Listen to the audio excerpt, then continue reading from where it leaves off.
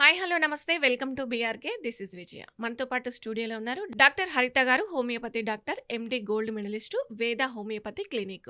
Doctor గారు మనతో పాటు స్టూడియోలో ఉన్నారు. మేడం అడిగి చాలా విషయాలు తెలుసుకుందాం. Hello ma'am, hi. హలో అండి.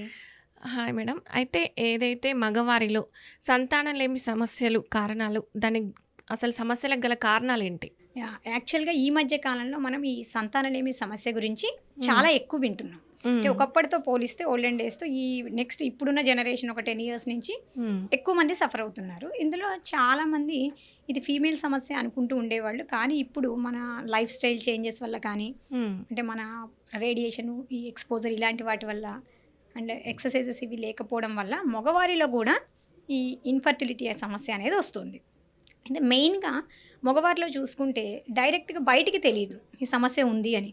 సో దీనికి సీమెన్ అనాలిసిస్ అని ఒక టెస్ట్ చేస్తే అప్పుడు మనకు అర్థమవుతుంది అసలు వీళ్ళల్లో స్పర్మ్ కౌంట్ ఎంత ఉంది, దాంట్లో మొటిలిటీ అంటే స్పీడ్ అనేది ఎంత ఉంది, షేప్ అనేది ఎలా ఉంది అని. అప్పటి వరకు కూడా వీళ్ళందరూ బాగానే ఉన్నాం అనుకుంటారు. సో కాబట్టి మ్యారేజ్ అయ్యాక ఒక 1-2 ఇయర్స్ ట్రై చేసి న్యాచురల్గా ప్రెగ్నెన్సీ రావట్లేదు అనుకుంటే అప్పుడు వీళ్ళు ఒక్కసారి డాక్టర్ని కనుక సంప్రదించినట్లయితే ఈ సీమెన్ అనాలిసిస్ అనే టెస్ట్ ద్వారా మనం వీళ్ళకి అసలు ప్రాబ్లం ఉందా లేదా, ఉంటే దాన్ని ఎంతవరకు మనం మెడిసిన్ ద్వారా సరి చేయగలము అనేది ఈజీ ట్రీట్మెంట్స్ అనేవి అవైలబుల్ ఉన్నాయి మన దగ్గర.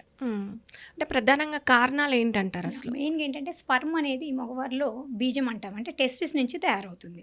మెయిన్గా ఏంటంటే మనకి ఒక రీజన్స్ ఎలా ఉంటాయంటే ఈ టెస్టిస్ అనేది ఒక హార్మోన్ని ప్రొడ్యూస్ చేస్తుంది. అది మేల్ ప్యాటర్న్ లక్షణాలకు ఉపయోగపడుతుంది. అంటే మగవారిలో ఒక సర్టెన్ ఏజ్ టీనేజ్ డెవలప్ అయిన తర్వాత వాళ్ళల్లో అంటే మేల్ ప్యాటర్న్ సిమ్టమ్స్ అంటాం, అంటే మనకి గడ్డాలు మీసాలు రావడము, అంటే ఇలాంటి లక్షణాలన్నీ కూడా ఏజ్తో పాటు మనకి గ్రోత్ హార్మోన్ వల్ల జరుగుతూ ఉంటాయి. ఇంకొకటి ఏంటంటే బీజం నుంచి వీళ్ళల్లో ఈ సెరటోలీ సెల్స్ అని ఒకటి తయారవుతాయి. ఇవి ఏం చేస్తాయి అంటే స్పర్మ్ యొక్క తయారీ, అంటే ఈ స్పర్మ్ తయారైతే అప్పుడు ఇది ఫ్యూచర్లో వీళ్ళకి ప్రెగ్నెన్సీకి అనేది ఉపయోగపడుతుంది. సో కాబట్టి ఏంటంటే మగవారిలో ఈ స్పర్మ్ తయారీ లేకపోయినా లేదా టెస్టోస్టిరాన్ లెవెల్స్ తక్కువ ఉన్నా అప్పుడు వీళ్ళకి ఇన్ఫర్టిలిటీ సమస్య వచ్చే ఛాన్స్ ఉంటుంది. అంటే అప్పుడు ఏమవుతుంది అంటే స్పర్మ్ అనేది అంటే వీర్యం అనేది కావాల్సినంత క్వాంటిటీ లేకపోవడం కానీ, లేదా దాని యొక్క క్వాలిటీ తక్కువైపోవడం కానీ, అంటే లేదా వాటి కదలికలు అనేవి తగ్గిపోవడము. స్పర్మ్ అనేది 3 భాగాలుగా ఉంటుంది, తల, మెడ, తోక. ఈ 3 భాగాలు పర్ఫెక్ట్గా ఉన్నప్పుడు మాత్రమే ఇది ప్రెగ్నెన్సీకి ఉపయోగపడుతుంది. సో అలా కాకుండా కొంతమందిలో కదలికలు తగ్గి అన్నీ కూడా డెడ్ స్పర్మ్స్ ఉండడము, మొటైల్ లేని స్పర్మ్స్ ఉండడం ఉంటే అప్పుడు వీళ్ళకి ఇది ప్రెగ్నెన్సీకి ప్రాబ్లం అవుతుంది. కొన్నిసార్లు స్పర్మ్ నేను చెప్పిన ఆకారం అనేది సరిగ్గా లేక, కొంత భాగం ఉండి మిగతా భాగం లేకపోవడం, అంటే తల ఉంటే తోక భాగం లేకపోవడం. అయితే రైట్, మీరు చెప్పినట్టు ఒకప్పుడు అలాంటి ప్రాబ్లం లేదు. ఇప్పుడు కరెక్ట్గా స్పర్మ్ అనేది ఎందుకు కరెక్ట్గా ఉండట్లేదు, అసలు రీజన్ ఏంటి? అంటే చాలా మందిలో ఉన్న అపోహ ఏంటి అంటే ఏదైతే డ్రింక్ కానీ స్మోక్ కానీ దీనివల్ల ఇలాంటి ప్రాబ్లమ్స్ వస్తున్నాయని చాలామంది పిల్లలు లేని వాళ్ళు బాధపడే విషయం ఇది. సో దీని ఏం చెప్తారు? కరెక్ట్ అమ్మా, చాలా మంచి ప్రశ్న అన్నావు. ఇప్పుడు అంటే ఒకప్పుడుతో కంపేర్ చేస్తే ఇప్పుడు ఏమైపోయిందంటే స్ట్రెస్ఫుల్ లైఫ్ అనేది పెరిగిపోయింది. అంటే మనలో బాగా మానసిక ఒత్తిళ్ళు ఎక్కువైపోవడము, అంటే జాబ్ రీత్యా కావచ్చు, లేకపోతే కనుక ఫైనాన్షియల్ బర్డెన్స్ కావచ్చు, అంటే కొంతమందిలో హ్యాబిట్స్ అలవాట్లు అంటారు, అంటే మన జీవన శైలి. వీళ్ళు ఆల్కహాల్ స్మోకింగ్ చాలా ఎక్కువగా, అంటే పార్టీలని పబ్లని వీటికి ఎక్కువ వెళ్ళడం వల్ల ఏమైపోతుందంటే వీళ్ళ డిఎన్ఏ స్పర్మ్ యొక్క డిఎన్ఏ అనేది దెబ్బతింటుంది. సో ఎప్పుడైతే స్పర్మ్ డిఎన్ఏ అనేది డ్యామేజ్ అయిందో ఆ స్పర్మ్ ప్రెగ్నెన్సీకి పనిచేయదు. అంటే డిఎన్ఏ అనేది మనకి జీన్స్ నెక్స్ట్ జనరేషన్కి తీసుకెళ్తుంది.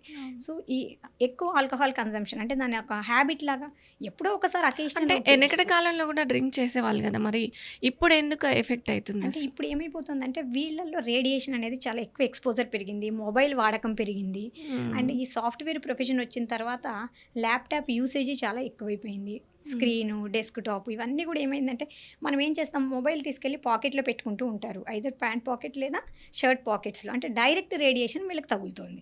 సో మగవారిలో రేడియేషన్కి ఎక్కువ ఎక్స్పోజ్ అయితే సహజంగా స్పర్మ్ అనేది కిల్ అయిపోయే అవకాశం ఉంటుంది. అలానే బాడీలో హీట్, అంటే మన శరీరంలో వేడి కనుక ఎక్కువైపోతే టెస్ట్ జీన్స్ ప్యాంట్ యూసేజ్ చాలా అయింది. ఒకప్పుడు విలేజెస్లో ఏమయ్యేది, మామూలుగా లుంగీలు అలాంటివి కట్టుకుంటూ ఉండేవాళ్ళు. సో ఈవినింగ్ అయితే వాళ్ళకి ఎయిర్ తగిలేది టెస్టిస్కి. ఇప్పుడు మన జాబ్స్ కూడా నైట్ షిఫ్ట్స్ ఉంటున్నాయి, అంటే కంటిన్యూ స్ట్రెస్ఫుల్ జాబ్స్. అలానే చాలామంది డ్రైవింగ్ ఫీల్డ్లో ఉండడము, వాళ్ళలో కూడా హీట్ ఎక్కువ. అలానే మనం తీసుకుంటే ఫుడ్, జంక్ ఫుడ్ ఎక్కువైంది. హోమ్ ఫుడ్ కంటే బయట ఫుడ్కి చాలా అలవాటు పడుతున్నారు. సో ఎప్పుడైతే బయట ఫుడ్లో పోషకాలు ఉండవు, అంటే మనకు కావాల్సినటువంటివి సలాడ్స్ కానీ ఫ్రెష్ ఫ్రూట్స్ కానీ అవైలబుల్ ఉండవు, అంతా ప్రాసెస్డ్ ప్యాక్ చేసి పెట్టినవి ఉంటూ ఉంటాయి. సో ఇవి ఎక్కువ తీసుకోవడం వల్ల కూడా మనకు కావాల్సినటువంటి మినరల్స్ విటమిన్స్ అనేవి మనకి లోపం వస్తుంది అవి అందకపోవడం వల్ల. వాటి వల్ల కూడా స్పర్మ్ యొక్క తయారీ అనేది తగ్గిపోతుంది.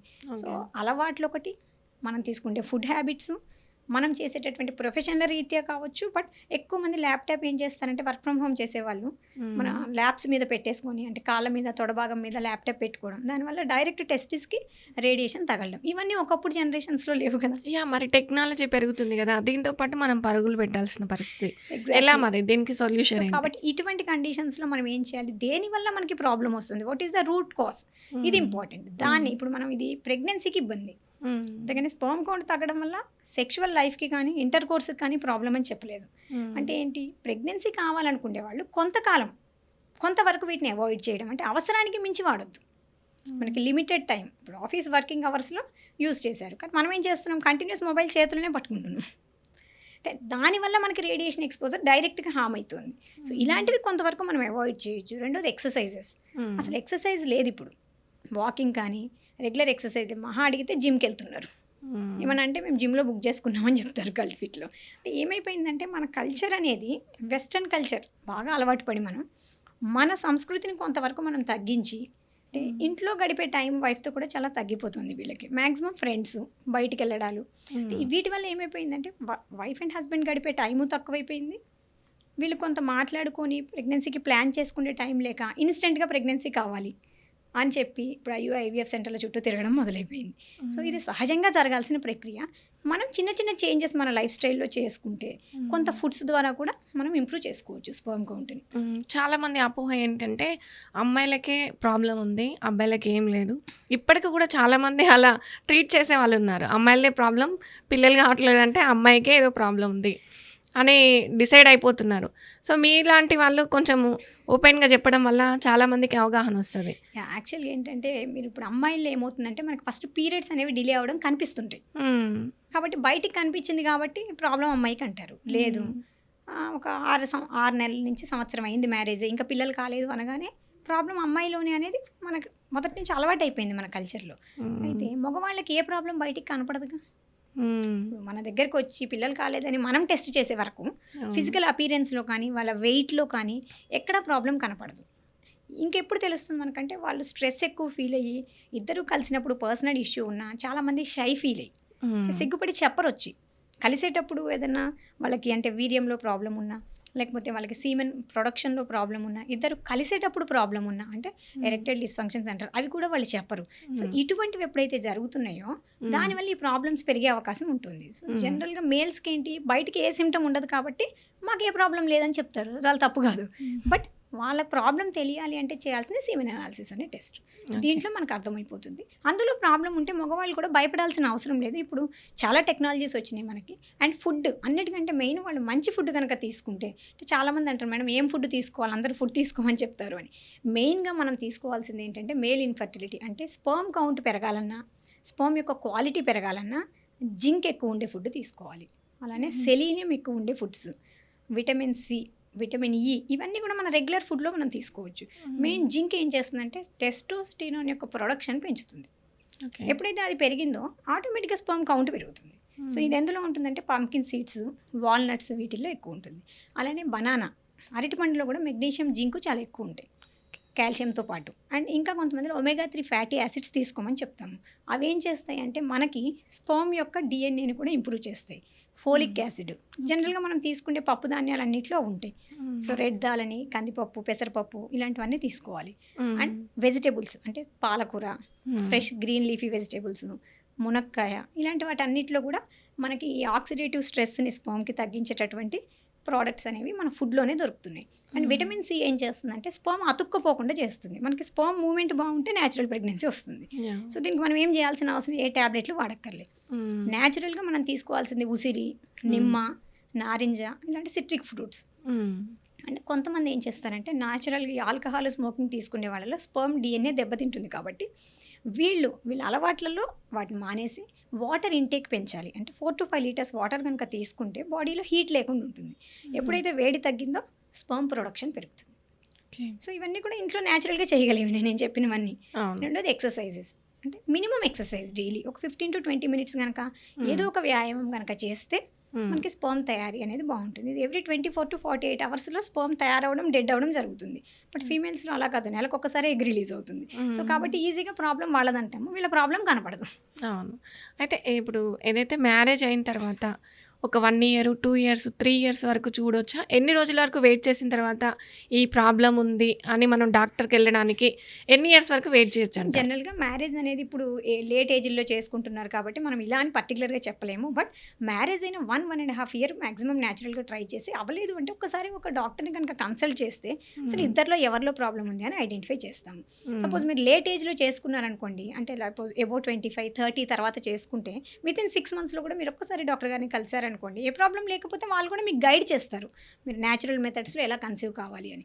బట్ 30+ తర్వాత మీరు వెంటనే డాక్టర్ని కలవలేదనుకోండి, అప్పుడు ఏమవుతుంది, మీ ఏజ్ పెరుగుతుంటుంది, లేడీస్లో ఎగ్స్ తగ్గిపోతుంటాయి, మగవారిలో కూడా ఒక్కొక్కసారి కౌంట్ అనేది పూర్తిగా 0 అయిపోయే ప్రాబ్లం కూడా ఉంటుంది. అలా అయిపోతే మళ్ళీ రిస్క్ అవుతుంది, అంటే హయ్యర్ టెక్నాలజీకి వెళ్ళాల్సి ఉంటుంది. అప్పుడు న్యాచురల్ ప్రెగ్నెన్సీ కొంచెం కష్టం అవుతుంది.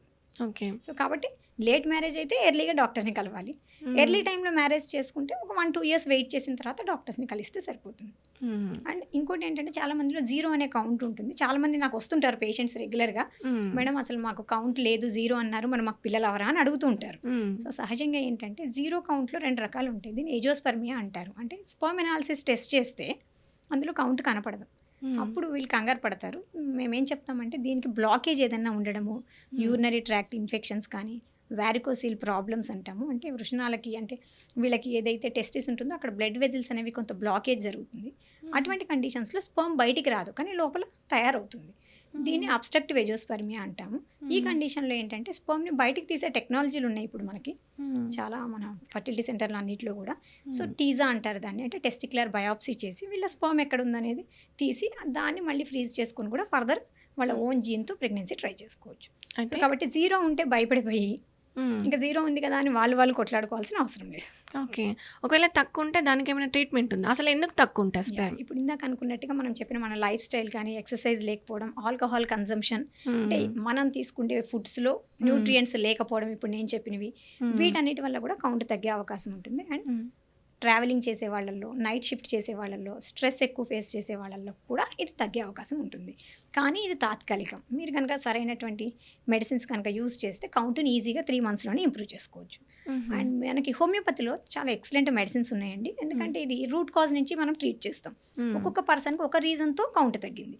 కొంతమందికి వారికోసిల్ వల్ల తగ్గింది అనుకుందాం, అప్పుడు దానికి మనం బ్లడ్ క్లాటేజ్ని కనుక క్లియర్ చేసే మందులు ఇస్తే కౌంట్ అనేది ఆటోమేటిక్గా ఇంప్రూవ్ అవుతుంది.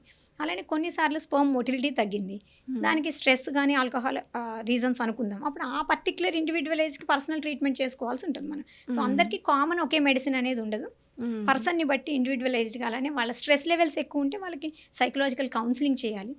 అలానే కొంతమందికి న్యూలీ మ్యారీడ్లో అసలు వాళ్ళకి కొంత ఇన్హిబిషన్స్ ఉంటాయి పార్ట్నర్ని కలవడంలో, ఇప్పుడు వాళ్ళకి కొంత అవేర్నెస్ని కనుక క్రియేట్ చేస్తే ఈ ప్రాబ్లమ్స్ని చాలా వరకు అవాయిడ్ చేయొచ్చు.